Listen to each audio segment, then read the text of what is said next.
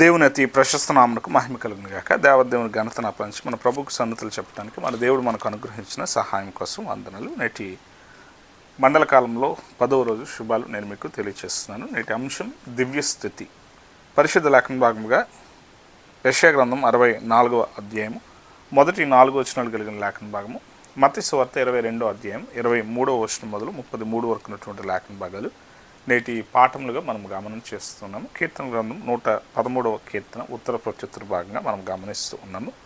యెషయా గ్రంథం 64వ అధ్యాయంలో మొదటి వచనం నుండి 4వ వచనం వరకు ఉన్నటువంటి లేఖన భాగాన్ని చూస్తూ ఉంటే, గగనము చీల్చుకొని నీవు దిగివచ్చదువుగాక, నీ సన్నిధిని పర్వతములు తత్తరిల్లునుగాక, నీ శత్రువులకు నీ నామము తెలియజేయుటకై అగ్ని గచ్చపొదలు కాల్చు రీతిగాను అగ్ని నీళ్లను పొంగజే రీతిగాను నీవు దిగివచ్చుదువుగాక.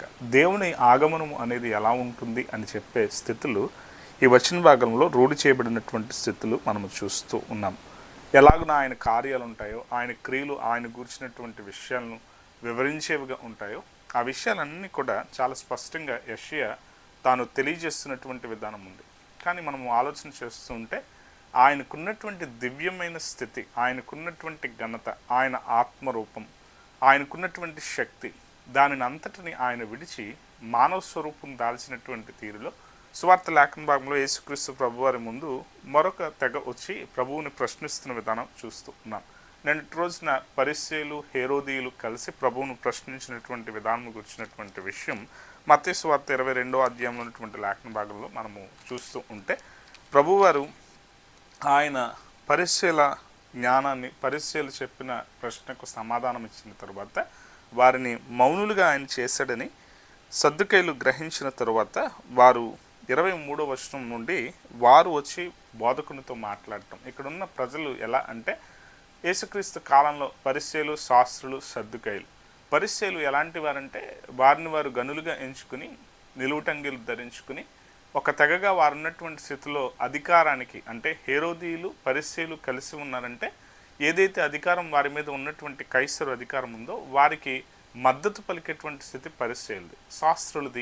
శాస్త్రుల స్థితి ఎలా ఉంటుంది అంటే, ధర్మశాస్త్ర ఉపదేశకులుగా వారు ఉండి, ధర్మశాస్త్రం అనేది దానిలో ఉన్నటువంటి సత్యాలు మేము బహుబాగుగా ఎరిగిన వారం అనేటువంటి తీరులో వారి విధానం ఉంది. కానీ సద్దుకైలు తెగ ఆలోచన చేస్తూ ఉంటే వీరు పునరుత్థానాన్ని నమ్మని వారుగా వారు ఉన్నారు. వారి గురించిన పరిచయం చూస్తుంటేనే 23వ వచనం, పునరుత్థానము లేదని చెప్పడి సద్దుకైలు ఆ దినమున ఆయన యుద్ధకు వచ్చాయి. అంటే ఇక్కడ మనం చూస్తూ ఉంటే ఈ తెగలో ఏ తెగకు ప్రభువు చెందినవాడుగా ఆయన ఉన్నా కూడా, ఎవరికి పక్షాన ప్రభువు మాట్లాడి ఉన్నా ఆయనకు ఒకవేళ మరణం తప్పించేటువంటి తీరులో ఈ తెగంతా కలిసి ప్రభువును బలపరిచే స్థితిలో ఉండేవి. కానీ ప్రభువు వారిలో ఉన్నటువంటి తప్పు దేనిని కూడా ఆయన ఒప్పుకోలేదు. ఆయన దేవుని చిత్తాన్ని తప్ప మనుష్యులను మెప్పు కోరుకునే విధానంలో జీవించే స్థితి చేయటానికి, ఇదిగో నాకు బలం కావాలని చెప్పి ఈ తెగను ఉపయోగించుకుంటే, ఏ తెగను ఉపయోగించినా ఆ తెగ ద్వారా వారికి కూడా అధికారం ఉండేటువంటి తప్పును ముందు పెట్టే విధానంలో వారు మేము నీకు బలం చేకూర్చే స్థితి అనేటువంటి ఆలోచనతో వారికి బలంగా ఆయన ఉంటే, వారిని సమర్థిస్తే, ప్రభువుతో ఉండేటువంటి స్థితి కోసమైనటువంటి విధిలో వారికున్న ఆలోచనలకు ఆయన బలమవుతాడని యోచన చేసిన స్థితి కూడా మరొక కోణంలో ఉంది. కానీ ప్రభువు ఏ తప్పును కూడా ఆయన సమర్థించలే. వారి తప్పులను తప్పుగానే ఖండించాడు. వారు చేస్తున్నటువంటి విధానంలో, వారి యొక్క యోచనలో, వారి ఆలోచనలో దేవునికి విరుద్ధమైనటువంటి స్థితి కలిగి ఉంటే వారిని ఖచ్చితంగా ఖండించాడు. ఇక్కడ యేసుక్రీస్తు ప్రభువారి ముందున్నటువంటి మరొక ప్రశ్న దేని గురించి అంటే, పునరుత్థానం గురించి. పునరుత్థానంలో వారు ఏమి ప్రశ్నిస్తూ ఉన్నారంటే, మోషే ధర్మశాస్త్రంలో ఎలాగున వారు ఉండేటువంటి స్థితి, పెండ్లికి ఇవ్వబడటం, పెండ్లి ద్వారా ఉండేటువంటి స్థితిలో వారు ఉండే స్థితిలో ఉండటం, సంతానం గురించినటువంటి బోధకుడు ఒకడు పిల్లలు లేక చనిపోయిన ఎడురా అతని సోదరుడు అతని భార్యను పెండ్లి చేసుకుని తన సోదరునికి సంతానము కలుగజేయవలని మోషే చెప్పాను. ఇదిగో మోషే ధర్మశాస్త్రంలో ఈ వెసులుబాటు, మరిది ధర్మం అనే తీరు గురించినటువంటి స్థితిగా ఉన్నటువంటి స్థితి ఏదైతే ఉందో, ఒకవేళ వంశవృక్షంలో ఆ పేరు కొట్టివేయబడకుండా ఎవరైతే వ్యక్తి అన్నగా ఉన్నటువంటి వ్యక్తి ఉంటాడో అతడు పిల్లలు లేక చనిపోతే కనుక ఆ పేరు నిలబడటం కోసం, అన్న పేరు తన కుటుంబ స్థితిలో నిలబడటం కోసం ధర్మశాస్త్రం చెప్పింది.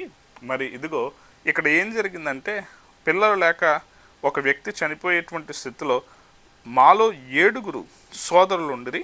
మొదటివాడు పెండ్లి చేసుకుని చనిపోయాను, అతనికి సంతానం లేనందున అతని సోదరుడును అతని భార్యను తీసుకొనిను. ఇలాగన ఏమి వారు చెప్పడానికి ఇష్టపడుతున్నారంటే, ఇదిగో పునరుత్థానం లేదు అని చెప్పటానికి వారు నిజంగానే ప్రభువు వారితో కలిసి ఆ మాటను అవునంటాడేమో అని చెప్పి ఈ మాట వారు ప్రస్తావించారు. అయితే యేసుక్రీస్తు ప్రభువారు ఎంత చక్కగా వారి యొక్క స్థితి ఎరిగినటువంటి విధానంలో సమాధానం చెప్తున్నాడంటే, ఇదిగో ఈ లోకంలో ఉన్నటువంటి బంధాల వలె ఇక్కడ ఉన్నటువంటి జీవితంలాగే పునరుత్థానంలో కూడా ఉంటుందని మీరు అనుకుంటున్నారేమో. అలా కాదు. పవిత్రత ఉంటే, పరిశుద్ధత ఉంటే, మనలో ఉండాల్సిన స్థితి ఉంటే, దేవుని ఆగమనంలో ఎలా ఉంటాయంటే పర్వతాలు సహితం లయమైపోయే తీరుల్లో ఉన్నటువంటి ఆయన శక్తి ప్రభావాన్ని గురించిన ఆలోచన మానివేసి మీరేం ఆలోచిస్తున్నారంటే, ఈ లోకంలో పెండ్లికి ఇవ్వటం, పెండ్లి చేసుకోవటం, ఈ లోకంలో భార్యాభర్తల మధ్య ఉన్నటువంటి సుఖం అనేటువంటి స్థితులు, ఇక్కడ వరకే మీ ఆలోచన పరిమితం అయిపోయింది. కానీ మీరు గుర్తుపెట్టుకోవాలి, పరమందు దేవుని చేరే స్థితిలోనికి మనం వచ్చేటప్పుడు మనం ఎలా ఉంటామంటే, ఇక్కడ యేసుక్రీస్తు ప్రభువారు చాలా చక్కగా ఈ సమాధానం చెప్పారు. 30వ వచనం, పునరుత్థానమందు ఎవరునూ పెండ్లి చేసుకొనరు, పెండ్లికి ఇవ్వడరు, వారు పరలోకమందున్న దూతల వలె ఉందురు.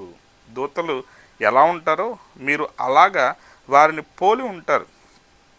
ఈ 30వ వచనం చూస్తూ ఉంటే దూత వలె ఉందురు అంటే ఈ మాట మనం గమనం చేస్తూ ఉంటే, మీరు అనుకుంటున్నట్టు ఈ లోకంలో ఉన్న స్థితుల్లోనే ఉన్న బంధాలుగా ఆ స్థితులు ఉంటాయని మీరు అనుకుంటున్నాను. అలా ఉండే స్థితి లేదు.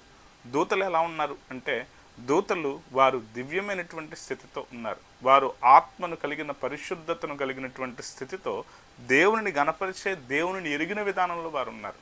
దేవుడు ఎవరో దూతలకు తెలుసు, దూతల స్థితి ఏంటో దేవునికి బాగా తెలుసు. ఆ స్థితిలో వారున్న విధానంతో మీరు కూడా ఎలా ఉంటారంటే, దేవుని నమ్ముకున్న విధేయతలో మీరుండి, ఒకవేళ మీరు పునరుత్థానంలో దేవునిని కలుసుకునే స్థితిలో ఉన్నటువంటి భాగ్యంలోనికి మీరు రాగలిగే విధి మీకుంటే మీరు ఎలా ఉంటారంటే దూతల వలె ఉంటారు. కానీ ఇక్కడ మనం ఆలోచన చేయాలి, మనలో ఆ స్థితి నిజంగానే ఉందా? దేవుణ్ణి ఎరిగిన విధానం ఉందా? దూతలు యేసుక్రీస్తు ప్రభువారి ఆగమనం గురించి, ప్రభువు జనించినటువంటి విషయాలను చెప్పడానికి గాబ్రియేలు వచ్చి, ఇదిగో దేవుని కుమారుడు మరియ గర్భాన పుడతాడనేటువంటి వార్త ఎవరికి తెలియచేసింది అంటే గొల్లలకు తెలియచేసింది. అలాగే మరియకు ఆ వర్తమానం తీసుకుని వచ్చింది. అంటే ఈ విషయాలు మనం ఆలోచన చేస్తూ ఉంటే దేవుని కుమారుని గూర్చినటువంటి వివరణ, దేవుని గూర్చిన వివరణ, దేవుడంటే ఏంటో, దేవుని కుమారుడు అంటే ఏంటో, దేవుని కుమారుని ఎరిగిన స్థితి దూతలకు ఉంది. మరి ఈరోజు మనం ఆయన దూతలుగా ఉంటే, అంటే ఆయన వర్తమానాన్ని చాటించే స్థితిలోనికి మనం రావాలంటే మనకు ముందు దేవుడు ఏంటో తెలియాలి. దేవుని వారంగా మనం ఉండాలి. దేవునికి మనము పూర్తిగా తెలిసిన వారంగా మన బ్రతుకును ఆయనకు అప్పగించుకోవాలి. ఆ స్థితి కనుక మనలోనికి వస్తే మనము కూడా ఎలా అంటే ఆ దివ్యమైనటువంటి స్థితిలోనికి మనము అడుగేయగలుగుతాము. ఆ స్థితి మీరు గుర్తించటం మానివేసి మీ ఆలోచనలు ఎలా ఉండిపోయాయి అంటే, ఇక్కడికే దేవుని ఆగమనం గురించి సీనాయి పర్వతం మీదకి ప్రభువు దిగివచ్చినటువంటి పరిస్థితులు, దేవుడు దిగివచ్చిన సందర్భంలో చాలా విషయాలు మోషే ఏం చేశారంటే, మిమ్మల్ని మీరు శుద్ధీకరించుకోండి, ఆ పర్వతాన్ని ముట్ట వీలు లేదు. దేవుడు అక్కడికి దిగి వచ్చినప్పుడు పర్వతము ధూమం వలె, అది ఎలా అంటే కొలిమిలో వేయబడినట్టుగా, అది మండిపోతున్నట్టుగా దాని స్థితి ఉంది. దేవుని పరిశుద్ధత అంత గొప్పది. కానీ మన ఆలోచనలు ఎలా ఉన్నాయంటే, పెళ్లికి ఇవ్వబడటం, పెళ్లి చేసుకోవటం, ఇక్కడున్న భవబంధాల్లో, ఇక్కడున్నటువంటి పరిస్థితులు, ఇక్కడున్న ఆనందాలుగా ఉండేటువంటి స్థితులుగానే మనము ఏం ఆలోచనలు చేస్తున్నామంటే, మన ఆలోచనలు కేవలం భూ సంబంధమైనటువంటి స్థితులకే పరిమితం చేస్తున్న తీరులో, శరీర సంబంధమైనటువంటి స్థితులకే పరిమితం చేసేటువంటి స్థితుల్లో మీ ఆలోచనలు ఉన్నాయి. కనుక మీరు జ్ఞాపకం చేసుకోండి, ఆయన ఏం చెప్తున్నాడంటే సజీవులకే ఆయన దేవుడు. యేసుక్రీస్తు ప్రభు వారు చాలా చక్కని వివరణ ఇక్కడ ఇచ్చాడు. ఏంటి అని అంటే, ఇక్కడ ఆయన వాడిన పేర్లు మనం చూస్తూ ఉంటే మనకు అర్థం కావాలి. మృతుల పునరుత్థానం గురించి నేను అబ్రహాము దేవుడును, ఇస్సాకు దేవుడును, యాకోబు దేవుడునే ఉన్నానని దేవుడు మీతో చెప్పిన మాట మీరు చదవలేదా? ఆయన సజీవులకే దేవుడు కానీ మృతులకు దేవుడు కాడని వారితో చెప్పను. జనులది విని ఆయన బోధకు ఆశ్చర్యపడేది. ఈరోజు మీరు తెలుసుకోవాల్సిన స్థితి ఏంటంటే, ఇదిగో మీకు అర్థం కావాల్సిన సత్యం ఏంటంటే, ఆయన ఎవరికి దేవుడు అంటే, ఆయన అబ్రహాముకు దేవుడు, ఇస్సాకు దేవుడు, యాకోబుకు దేవుడు. ఈ పేర్లు మనం చూడగానే వారి భక్తి మనకు అర్థం అవుతుంది. అబ్రహాంకి ఇస్సాకు ఒక్కడే కుమారుడే, ఇస్మాయిల్ కూడా కుమారుడే. మరెందుకు ఇస్సాకును గురించిన ప్రస్తావన ఇక్కడ ఉంది? ఇస్సాకుకు ఉన్న కుమారుల్లో యాషా ఉన్నాడు, మరల యాకోబు ఉన్నాడు. యాకోబు ప్రస్తావన మాత్రమే ఎందుకుంది? ఇక్కడ ఆలోచన చేయాల్సిన స్థితి ఏంటి అంటే, మనకు అర్థం కావాలి, దేవుని నమ్మిన విధానంలో విధేయత చూపించే స్థితిలోనికి నీ మనస్సు స్థిరం కాకుండా నీవు ఈ భవబంధాలకు, ఈలోక ఆశలకు, ఇక్కడున్నటువంటి స్థితుల్లోనికి వ్యభిచారి అయినటువంటి యాషావు వంటి వాడు అనే మాట ఎందుకు వాడబడింది? కారణం ఏంటి అంటే, ఇదిగో మీలాగే ఆలోచన చేసి ఈ భవబంధాల్లో ఇక్కడున్నటువంటి శరీర స్థితిని అధిగమించే స్థితికి కాకుండా పాపంలో పడిపోయిన వారు, వారి పేర్లు లెక్కింపులోకి రాలేదు.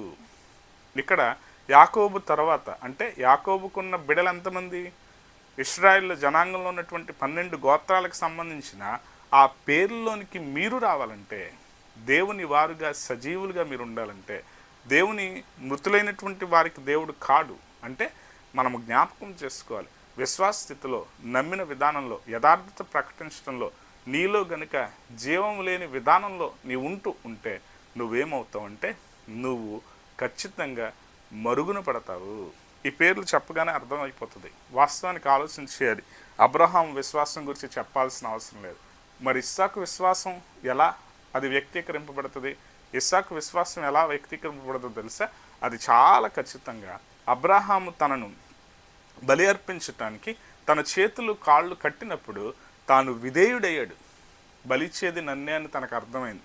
అయినా కానీ ముసలిప్రాయంలో ఉన్నటువంటి తండ్రిని నెట్టివేసి తాను పారిపోవచ్చు, కానీ అది తాను చేయలే. ఎందుకోసమో తెలుసా? దేవునిని తాను కూడా అబ్రహాం ఎలా నమ్మాడో ఇస్సాకు కూడా అలాగే నమ్మాడు. మనం ఇంకా అర్థం చేసుకోవాలి. తన తల్లి చనిపోయింది. తన తల్లి చనిపోతే అబ్రహాము కుమారునికి వివాహం చేయటానికి చూస్తూ ఉన్నాడు. ఆ సందర్భంలో తాను ఏం చేస్తున్నాడంటే, ఎలా రిబ్కా వచ్చే పరిస్థితులు అవి ఏర్పడుతున్నటువంటి తీరులు ఉంటూ ఉన్నప్పుడు తాను పొలములో ప్రార్థించడానికి ఇస్సాకు వెళుతూ ఉన్నాడు. అక్కడ ఉన్నటువంటి ప్రతి స్థితిలో కూడా అదే విధానం. ఇస్సాకు కుమారుల్లో యాషావు ఏం చేశాడు? యాకోబు ఏం చేశాడంటే, యాకోబు తల్లిదండ్రులు పెళ్లి చేసేంత వరకు కూడా ఆగినట్టుగా తన యొక్క స్థితిని కాపాడుకునే యథార్థతలో నిలబెట్టుకున్నాడు. తల్లి మాట వినిన విధానము అంటే తాను చెప్పినట్టుగా తాను తన కుటుంబంలో నుండి తన కోసం భార్యను వెతికేందుకు ఆ వీలు ఎవరికి ఇచ్చాడంటే తల్లిదండ్రులకు ఇచ్చాడు. ఈ విధానం అనేది ఎందుకు అంటే మనం జ్ఞాపకం చేసుకోవాలి. పరిశుద్ధతను కాపాడుకోవటానికి, యథార్థతను నిలబెట్టుకోవటానికి, మన బ్రతుకుల్లో దేవుని మీద ఆనుకున్న జీవితాన్ని చూపించడానికి యాకోబు జీవితంలో కూడా ఆలోచన చేస్తూ ఉంటే, యాకోబు ఎలా అంటే తాను పాపిగా ఉన్న స్థితి నుండి తన మనస్సును దిద్దుకుని దేవుని ముందు తన తప్పును ఒప్పుకొని యాషావు ముందు తాను ఏం చేస్తున్నాడంటే మోకరిల్లి తాను క్షమాపణ అడిగాడు. ఆ స్థితి చేసిన సందర్భాలలో ఇదిగో నేను తప్పు చేశాను, ఇదిగో నేను చేసిన తప్పును బట్టి ఈరోజు నేను నీ ముందు క్షమాపణ పొందుకోవటానికి నన్ను క్షమించమని వేడుకుంటూ ఉన్నాను. ఈ విధానం దేవునికి నచ్చింది. దేవునికి ఎందుకు నచ్చింది అంటే క్షమాపణ కోరే స్థితిలోనికి తప్పును ఒప్పుకున్నాడు కనుక తనను ఏం చేశాడు అంటే, ఇప్పుడు సజీవులు అంటే నేను ఎవరికి దేవుణ్ణి అంటే నేను అబ్రహాముకు దేవుణ్ణి, ఇస్సాకు దేవుణ్ణి, యాకోబుకు దేవుణ్ణి. మారిన స్థితిలోనికి వచ్చినటువంటి యాకోబు కూడా తానేమయ్యాడంటే సజీవుల్లో లెక్కించేటువంటి స్థితిలోకి వారు వచ్చారు. వారు ఒక దినాన దేవుని ఆగమన స్థితులలో వారు కూడా పునరుత్థానంలోనికి, వారు ఎలా అయితే పునరుత్థాన ప్రథమ ఫలముగా యేసుక్రీస్తు ప్రభువారు మొదట ఆయన లేచిన వాడిగా ఉన్నాడో, ఆయన ఆగమనంలో మరల ఇక్కడున్న ఈ దేవుని బిడలైన, దేవుని నమ్ముకున్న, దేవుని అంగీకరించి వారి జీవితాలను దిద్దుకున్న వారు పునరుత్థానమయ్యే వేళ ఆ స్థితులలో ఖచ్చితంగా నేను ఎవరికి దేవుడినై ఉంటాను అంటే దేవుడు చెప్పిన మాట వారి పేర్లను సూచిస్తూ చెప్పిన మాట. ఈరోజు మన బ్రతుకుల్లో ఆ మార్పులు మనలో ఉన్నాయా? మన విశ్వాసం అలాగే మనము పడిపోయి ఉండొచ్చు, మనం తప్పిపోయి ఉండొచ్చు, కానీ మరల మనం దారిలోకి వస్తున్నామా, నిలబడుతున్నామా? లేదు, ఇంకా ఈలోక వాంఛల మీదే, ఈలోక ఆశల మీదే మన మనస్సు నిలిపి మనము ఇంకా ఏం చేస్తున్నామంటే ప్రభువుని అడిగేటప్పుడు ఇదిగో మళ్ళీ మేము పెళ్లి చేసుకుంటాం, మా పెళ్లి మీదే, లేదు మాకున్నటువంటి శరీర ఆశ మీదే, మాకున్న ఆలోచనలు ఉన్నాయి తప్ప వేరే దాని మీద ఏం లేదు. ఈరోజు మనస్థితులు కూడా అలాగే ఉన్నాయి. ఎలా అంటే మన జీవితంలో స్వార్థం తప్ప వేరే కోణం లేదు. ఇతరులకు ఉపయోగపడే ఆలోచన లేదు. ఆయన నమ్ముకున్న యథార్థతలో మీరు ఇక్కడ ఉన్నటువంటి ఏమి కూడా ప్రతీవి కూడా లయమైపోతాయి. కానీ వాటి కోసమే మన ఆలోచనలు, వాటి కోసమే మన తగాదాలు, వాటి కోసమే మన బంధాలకు విలువనివ్వని విధానాలు, బంధాలను పాడు చేసుకున్న స్థితులు, ఇవన్నీ కూడా మనం ఆలోచన చేస్తే మనం గుర్తుపెట్టుకోవాలి. ఇదిగో మీరు అనుకుంటున్నట్టు మీరు ఆ దబీ స్థితిలోకి రావాలంటే, మీరు మీ స్థితి మార్చుకోవాలంటే, మీరు నా దూతలుగా ఉండాలంటే మీరేం చేయాలంటే మీరు ఖచ్చితంగా దేవుని చిత్తాన్ని నెరవేర్చిన బిడలుగా మీరు ఉండాలి.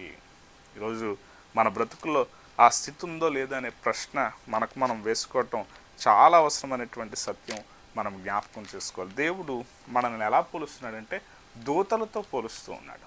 అంటే ఎలా అంటే మనము ఆయన మాటను ప్రచురము చేసే వారముగా, ఆయనను ఎరిగిన వారముగా, ఆయనను ఎంతగానో స్తుతి చెల్లించేటువంటి వారంగా మనం ఉండేందుకు మనకు ఆ యోగ్యత ఇస్తున్నాడు. 113వ కీర్తన మనం చూస్తూ ఉంటే, యెహోవాను స్తుతించుడి, యెహోవా సేవకులారా ఆయనను స్తుతించుడి, యెహోవా నామమును స్తుతించుడి, ఇది మొదలుకొని ఎల్లకాలము యెహోవా నామమును సన్నుతింపబడునుగాక, సూర్యోదయం మొదలుకొని సూర్యాస్తం వరకు యెహోవా నామము స్తుతినొందదగినది. 9వ వచనం, ఆయన సంతులేని దానిని ఇల్లాలుగాను కుమారులు సంతోషము గల తల్లిగాను చేయను, యెహోవాను స్తుతించుడి. ఇదిగో మీరు వృద్ధి చెందాలంటే, మీరు దీవెన పొందాలంటే, మీ పేరు ఎలా నిలబడే స్థితి ఉండాలంటే దానికోసం ఇదిగో నువ్వేడ్చావు, నువ్వెంత బాధపడ్డావు, నీవెంతగానో గొడ్రాలని నిన్ను పిలిస్తే నీవు ఎంత వేదన పడ్డావంటే అంత వేదన పడ్డావు.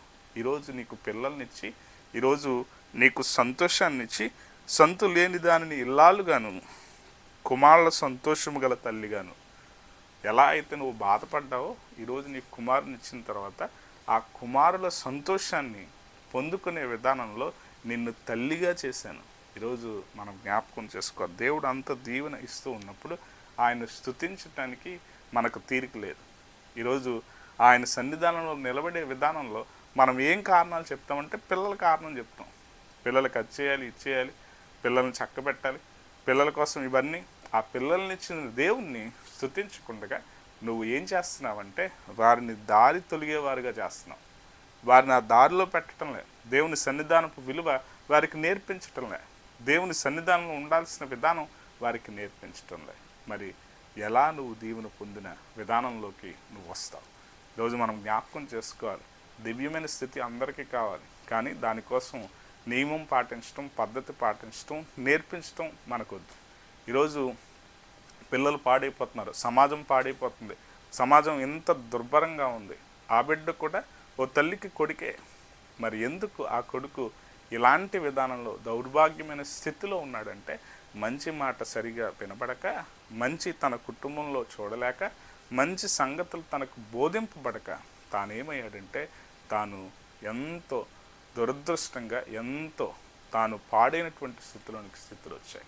ఈరోజు మన జీవితాల్లో మనము నియమాలను పాటించడం మానివేసి ఉల్లంఘించడం మొదలు పెడితే రేపు మన తరువాత తరం కూడా అదే సంగతులు చేస్తాయి. కనుక మనము దేవుణ్ణి కనపరిచే పాత్రలుగా మనం ఉంటూ, మనము దూతల వలె ఆయన మనకిచ్చిన గొప్ప భాగ్యం ఎలాంటిది అంటే ఆయన నమ్ముకుని, ఆయనను కొనియాడి, ఆయన గణపరిచే స్థితిలో మన బ్రతుకు మార్చుకుంటే ఆయనను సేవించే వారముగా, ఆయనను నమ్ముకున్న వారముగా, ఆయన దూతలుగా మనల్ని అభిషేకిస్తాడు. ఆ తీరు మనం బద్దలటానికి దేవుని కృప సదా మనకు తోడే సంరక్షించి కాపాడును గాక. ఆమేన్.